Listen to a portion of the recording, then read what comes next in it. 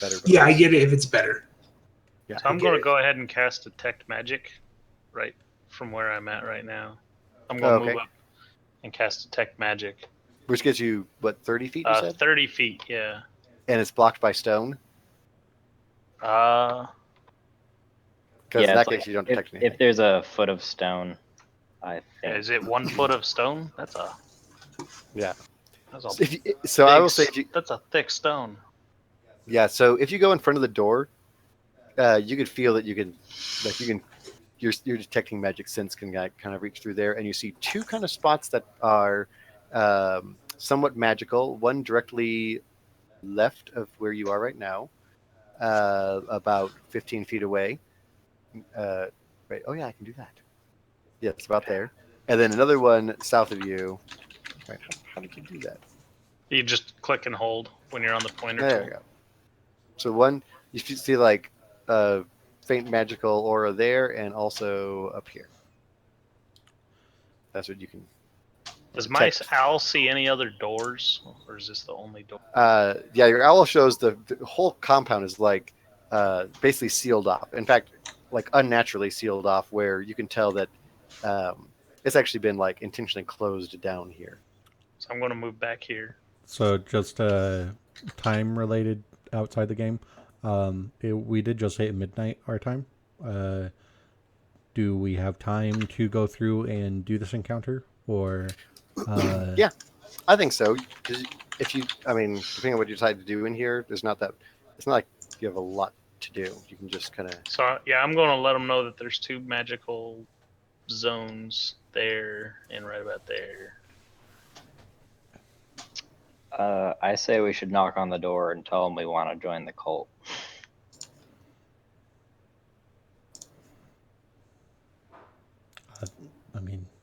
I mean, one of our group members looks like a kid. Yeah, dude, I'm tiny.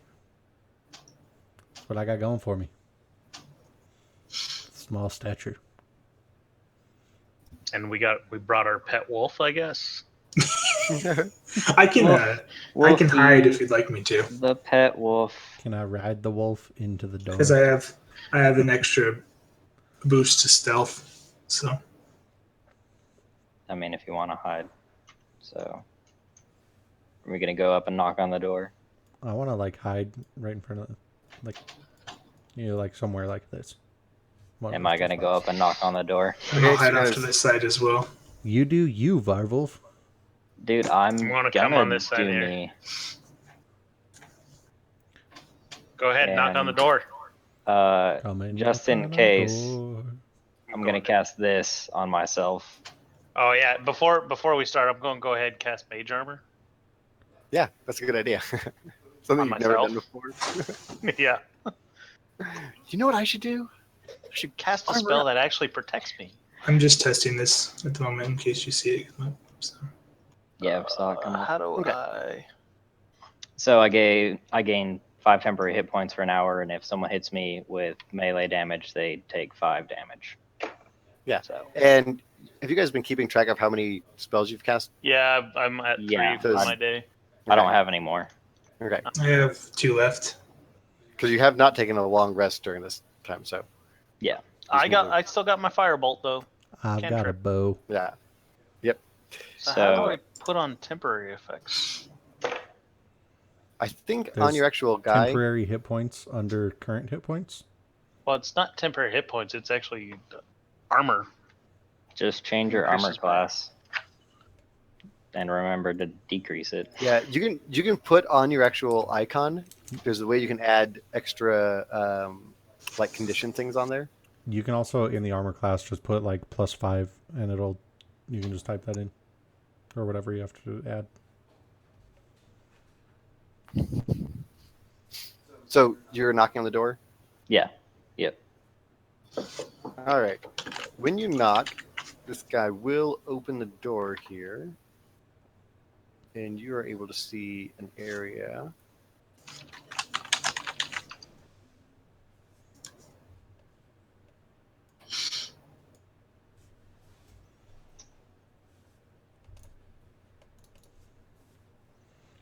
Did Bronk move up with us at all? Oh yeah, Bronk can move up. He'll stay out of the way. Doing sneaky thief stuff. Yes, and so this guy. Wow. So you guys can see that guy now. Yes. All right, so there's a guy there. He's wearing like a classic cult outfit where he has just like a hood up, the robe on, and he says, "Hey, who dares to come?" And that's all he says. He you can tell he doesn't even know what to say. He's like, To come here? "Yes, to come to here." Say Varvolf dares to come here. He says, "Oh, who's Varvolf? You dare enter the inner sanctum of the dark and powerful cult of the Red Coin." I said, I'm gonna tell him back. I bestige, bestige, right? Is that right? Beseech? Beseech? Yeah, that word. You to let me join your cult. I saw your shrine while walking through the woods. I saw a sneaky other person show up in the fog below.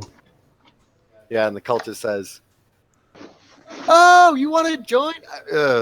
It's very important. If you're going to join our cult, you must first tell me this. What is the power of the red coins?" Told you I wanted a red coin. The Shoot power of the him. red coin Shoot is him. greed. Really? It's greed? Oh man, guys, he knows what the red coins do. And this guy comes up and this guy's like, "What? Who are you talking to?" So another guy comes up. "Who?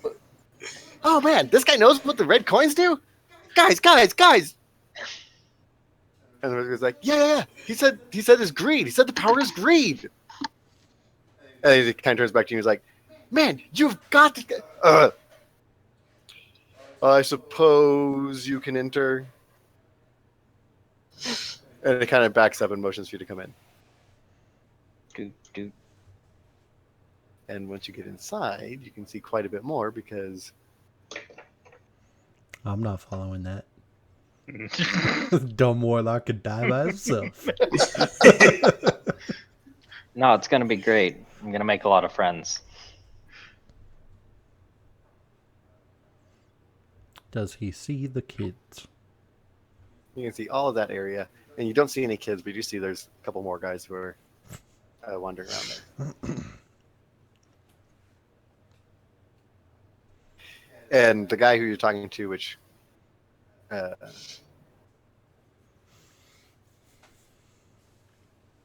this guy up above you, he's just kind of stand up here. He leaves the door open, but he's just standing by the door.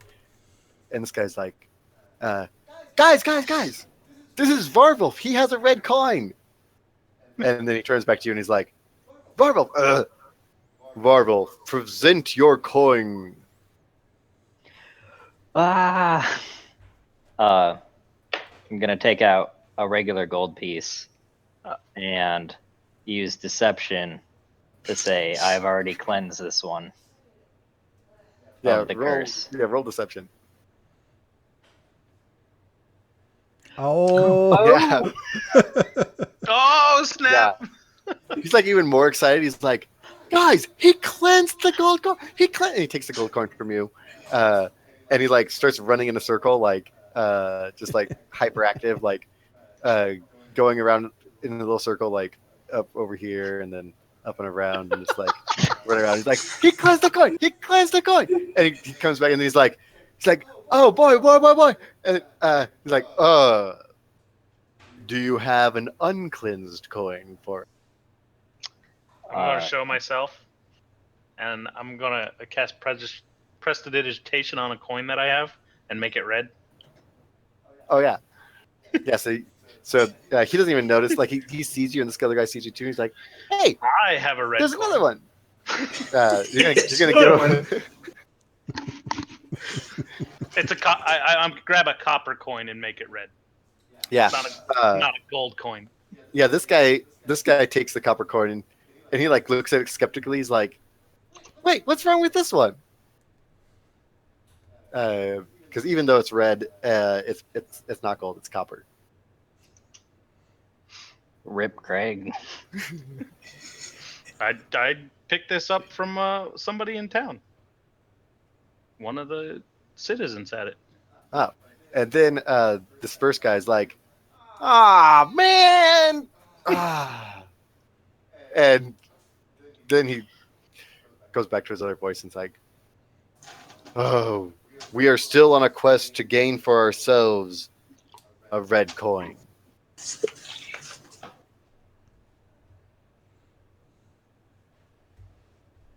I ask. Oh, go Yeah, ahead. he says, "Hey, come on in.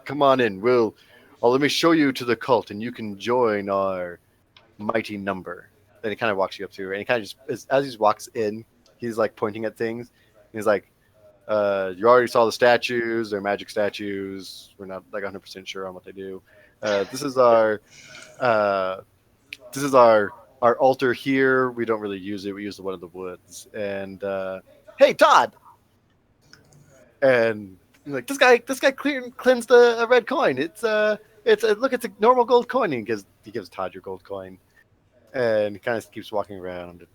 He's like, these are the cells over here. This is research we're trying to do over here. Like, oh, look, you guys, look in the scrying pool. Look at this.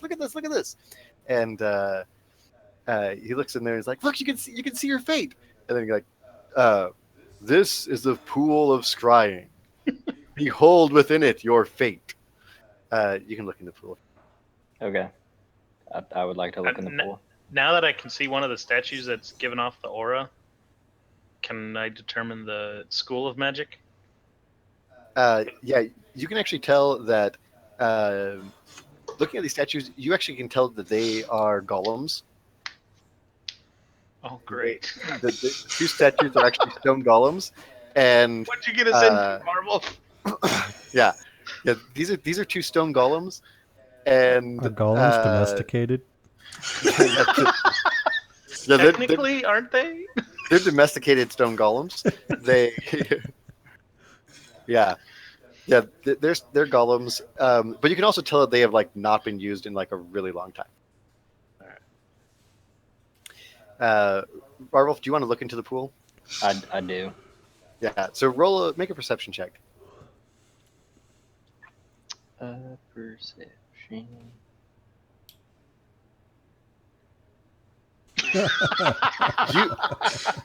Within the pool, you see just like the bottom of the pool and like some rippling water. Sweet. This other guy who's over by you, he seems like way more official. Why did you let these people in? And this guy, you're like, no. He has a red coin. Look, and he gives him like your red coin. And then, but like as he reaches for it, he's like, no, wait. Todd. And Todd comes over. He's like, give him the coin, and he gives the coin to the guy. And the guy like looks at it. He studies it for like 10 seconds, and he says, "This is not a red coin." And now this guy's like, kind of pissed off at you. I say that it's a red coin that the curse has been cleansed from. Look at the face on the coin. This is a normal coin. Where'd you get this? Did you get this in the capital? You get this here anywhere around here. You get to Heroes Rest. You could get coins like this. The red coins from Kadesh are what we want. I don't care if this was red before you saw it. What do you think of dirty coin is what I want? I want the red coins. I ask him how he plans to acquire a red coin. Well, we've been killing things. We have an altar set up. We've been working our way up. Well, it started small, of course. We don't want to have to do more than necessary, but we've been killing it for quite some time, and I can only guess that we are days away from